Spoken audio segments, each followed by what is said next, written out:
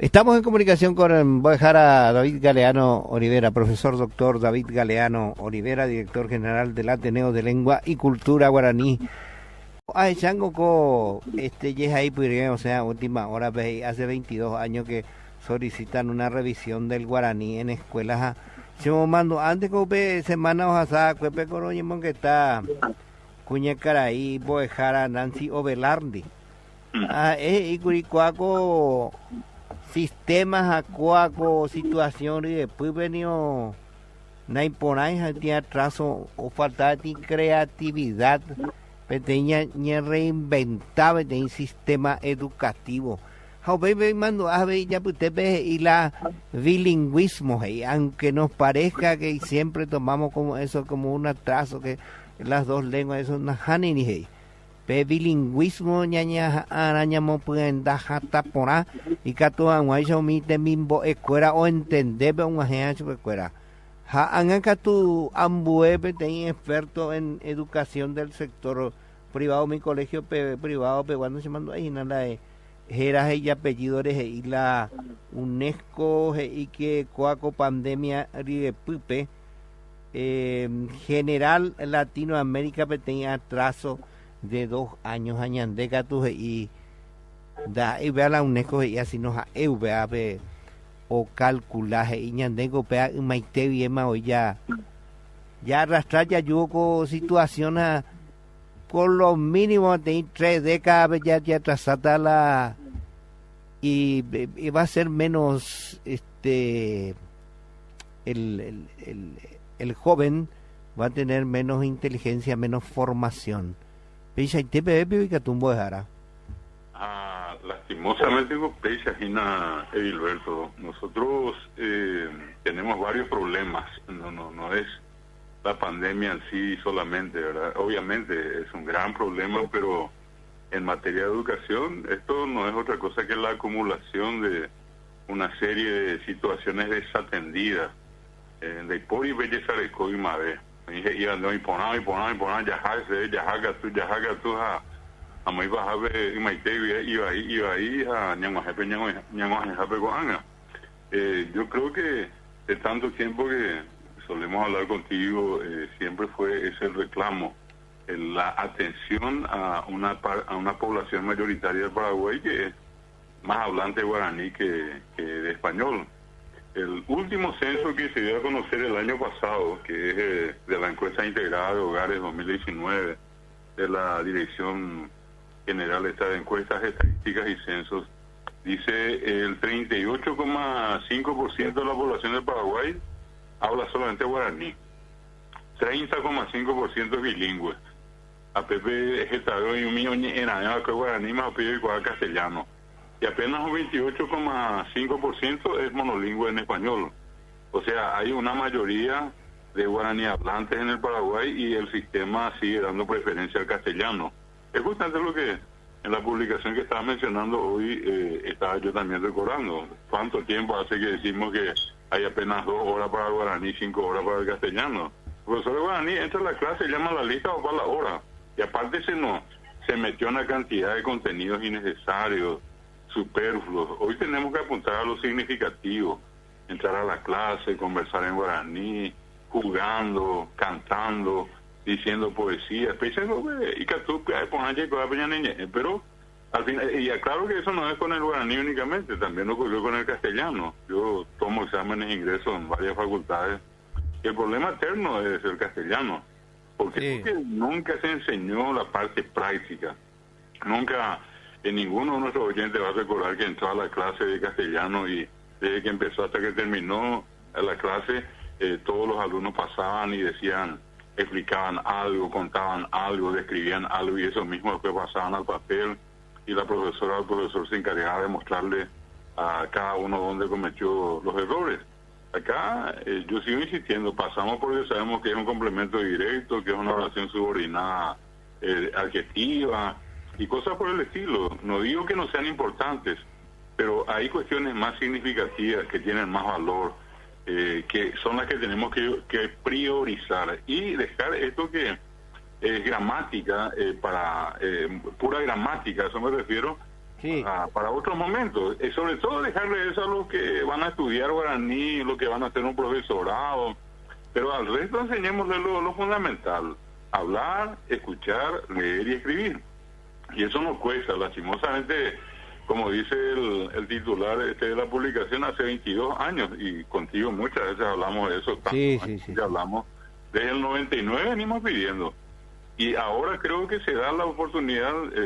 Tuvimos una comunicación con la señora Norma López, que es una referente importante del Ministerio hoy, y muy amablemente ella nos dijo que podríamos empezar un diálogo que conduzca a mejorar la situación que hoy tenemos. Y yo creo que eso es un gesto valioso dentro de esta administración del actual ministro Brunetti, ¿verdad? Sí. Más que, digamos, como vos decís, el espacio que pueda tener el guaraní dentro de la educación, las horas que se le dedique, es lo fundamental es que el guaraní entre de lleno en la educación, porque por eso siempre decimos que lee y no entiende. Hasubengula lleva añandela ya mañana pecuatiare ya lee na pena ya entendéis a la guaraní, pero ya explicaron ya de cómo para veña ya entender ta lleva. Entonces eso es fundamental, digamos, si es que realmente queremos revertir esta situación de la poca llegada que se tiene en la educación formal en nuestro país. Efectivamente, yo creo que allí está la parte esencial. Nosotros queremos que los alumnos entiendan o no. Queremos tener una educación crítica o no. Y solamente con el castellano poco o nada podemos hacer, cuando la mayoría se expresa, se comunica más en guaraní.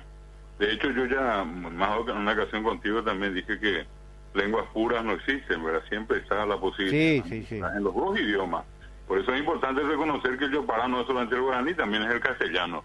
Y una cuestión importante, Gilberto, esto surge a partir del caso de esta extraordinaria atleta que tenemos, que es Fátima Amarilla, creo que es el apellido, que estuvo en estos días por Ecuador. Ella es una persona con una característica muy especial, tiene un padecimiento que es el Asperger.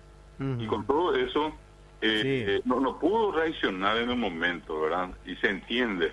Nosotros por eso, en vez de ponerle el dedo acusador, lo que le hicimos fue ofrecer nuestra mano a ella y decirle, bueno, si tenés alguna dificultad, tenés la predisposición, porque ella dijo, yo entiendo, si me hablas en guaraní yo te voy a... Bueno, es el caso de muchos... Para más, dijo que le gustaba el guaraní. Por supuesto. Bueno, entonces, lo que nosotros, yo te hablo de la perspectiva del Ateneo, entendemos justamente eso. Hoy nosotros tenemos a muchos jóvenes que no tienen la facilidad de comunicarse, pero que nos dicen a nosotros, me encanta, me gusta, yo escucho música paraguaya. Entonces, ¿qué es lo que le decimos a ellos? Vengan, ustedes igual tienen algo que aportar y por el camino van a aprender. Entonces, eso mismo es lo que nosotros le planteamos hoy con este discurso a las autoridades en materia de educación, de tratar de hacer un programa que sea más fácil, más accesible, más lúdico, con más juegos, con más entretenimiento. Entonces hay todo en este momento. Internet nos da todos los materiales necesarios y no va a ser mucha dificultad poder llevar a la práctica algo que vale la pena. Entonces, por allí va esta cuestión de Gilberto, lo mismo que estabas diciendo, de es más difícil, es menos difícil, todo va a depender. Si le damos una carga horaria que es igual a la del castellano, si reducimos los contenidos a lo más importante, vamos a hacer una maravilla. Y todos estamos dispuestos a hacer eso. Lastimosamente en las condiciones actuales, con mucho contenido y mucho contenido superfluo, que no tiene mucho valor, más la escasa carga horaria de 2 horitas, las 2 horas son 40 minutos cada uno, ni siquiera son una hora entera, ¿verdad?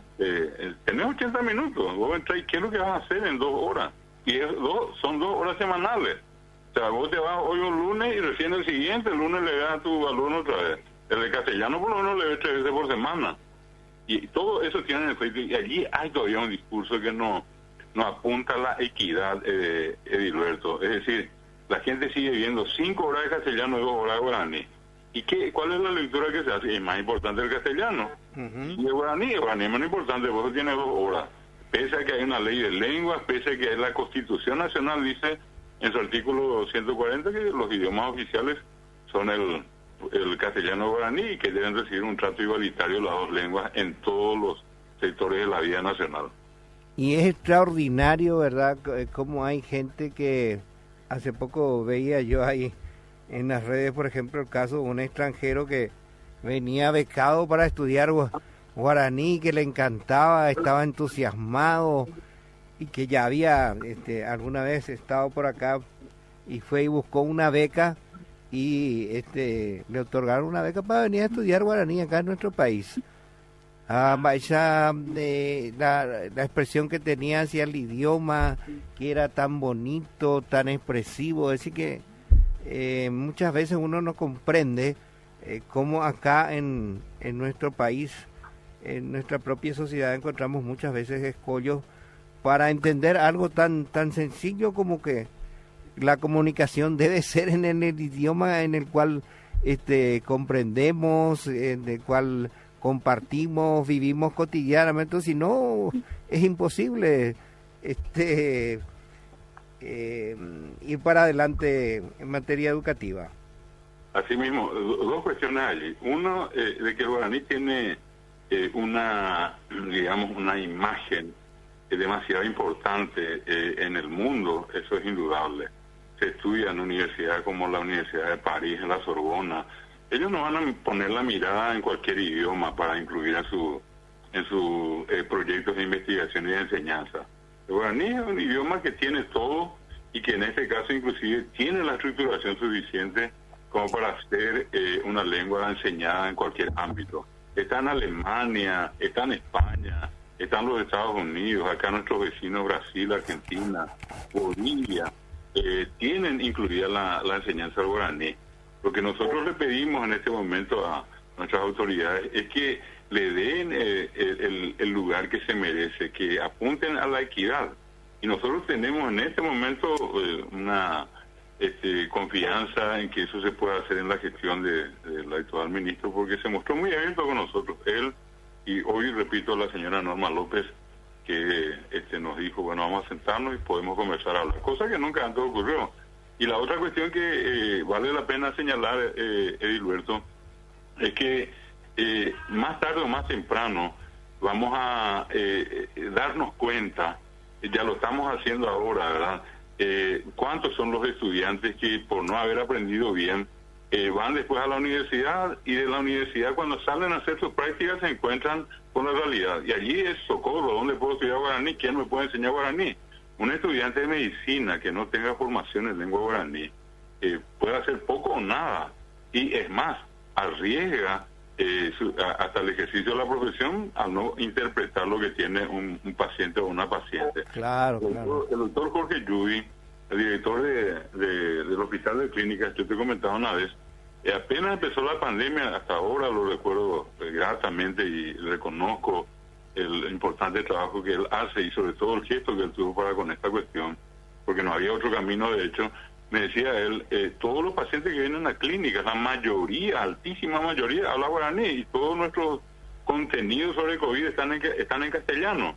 Se puede pasar a Zambina guaraní, me decía él, y comenzamos a hacer una serie de traducciones que hasta hoy siguen utilizando en el Hospital de Clínicas. ¿Y por qué?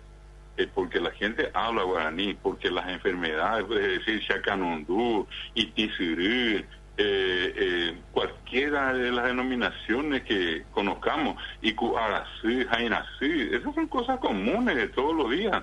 Y el médico requiere de guaraní porque no solamente para entender al paciente, sino que para darle tranquilidad. A un paciente que habla guaraní, yo le hablo guaraní, le digo, tal cosa, tranquilo, yo le doy un discurso así, sencillo, simple, que él pueda comprender. Él se siente tranquilo, pero hay veces cuando él es recibido, ese paciente, con un castellano, inclusive un castellano medio rebuscado, con mucha terminología médica, científica, entonces el paciente se asusta. Por más que a lo mejor sea una cuestión leve la que tiene, al fin y al cabo piensa que es algo grave. Y eso es lo que todos tenemos que entender. Un abogado que no entienda a un cliente no va pues, a poner un letrero que diga nosotros acá en este estudio jurídico solamente atendemos a los que hablan castellano. ¿Y qué va a pasar con ese 70% y más que habla guaraní? Bueno, no van a poder acceder a un abogado porque el abogado atiende solamente a los que hablan castellano. O a un ingeniero. Todos los ingenieros con quienes nosotros hablamos, arquitectos, todos siempre dicen, bueno, pues allí donde yo estoy, yo hablo guaraní, necesito saber guaraní, tengo que comunicarme en guaraní. Toda la gente que trabaja conmigo habla guaraní. Eso va a ocurrir, repito, en todas partes. Ocurre en la iglesia. Yo no creo que el obispo, en este caso inclusive el arzobispo, usen el guaraní simplemente para congraciarse con la gente. Todo el mundo usa porque sabe. Claro.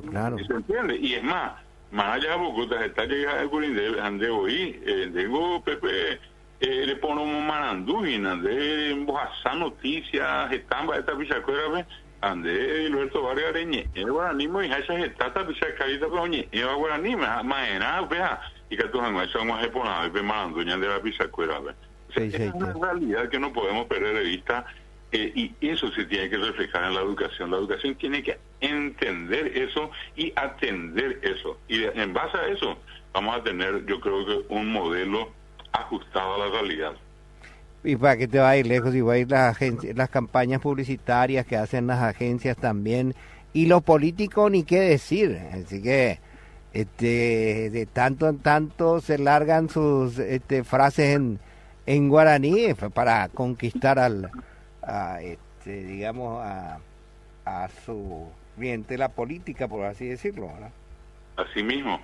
Nosotros tuvimos el caso último de uno de los candidatos, de Santi Peña, que sale inclusive él muestra en un video y dice, yo estoy estudiando guaraní porque sé que el guaraní es importante. Independientemente del color, a los intereses, ese es un gesto donde él dice, bueno, hago esto para que la gente se dé cuenta que me encanta, que me gusta el guaraní, que ahora no lo sé muy bien, es un problema ahora, pero yo voy a aprender. Bueno, como eso, como ese caso, pueden haber cientos, ¿verdad? Y hay muchos políticos que hablan guaraní que hoy también están estudiando para mejorar su guaraní. No estamos a buen tiempo para hacer las correcciones, se pueden hacer. Si es que hay una predisposición, si es que hay una apertura, todo se puede. Lo que nosotros queremos es que vengan mejores tiempos para la lengua guaraní y para los guaraní hablantes, que son una parte importante del país, que son una mayoría en el país y que tienen el mismísimo derecho que el hispanohablante a recibir todo en su lengua. Todo se tiene que decir en guaraní. O paitemba, o majena, yandera pisha, cuera, o guaranime, majena y supercuera. Y que tú yandeña bolqueo, allá ñambo asata castellano, eva verde, añambo asata supercuera castellano, ñambo asana, y guaranime. Esta vengo, o ita pisha, o guaranime, coñane de tame, atecoteña ñangare, cose, atecoteña mochinsin supercuera. Tecoteña ya es sana, moña momba, eguasu supercuera, peaje ya ponamos. Pues cosas en la pete coyoya. Este coyoya ni para ver ya escala o para ver penguanave. Y andere coyoya, ande por ya nave te tu sabea, pete mi sibia, pete ñandura, pete itabea. Ya hipotabia, y que tú ves ahí hoy mi anda hemos aiku la ya hipotamo, ya pota sube con la o pamba este coteña que tú jamás sabes que ahí te nombre. Upecheite. Ney Bojara, siempre es muy agradable la conversación contigo, te agradecemos este momento, este espacio y vamos a seguir conversando sobre esto que nos apasiona, que es nuestra cultura, en este caso nuestro idioma.